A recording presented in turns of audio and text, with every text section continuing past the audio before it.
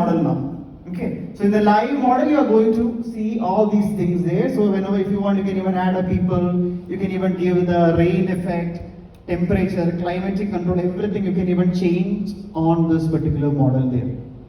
So, just like already introduced us as Sharjah, it was 2D, and now 3D is much more fun. So like we are very happy and excited to get introduced to this concept. And thank you for organizing this, Sunil sir. And thank you, Sharjah in school too. And thank you everyone. And Krishnaraj sir, your works were amazing. Absolutely. Very eye-opening. I don't think we would have gotten this sort of experience, this interaction from anywhere else other than IAS. So, a huge heartfelt thank you to everyone for this wonderful experience. Thank you. thank you so much.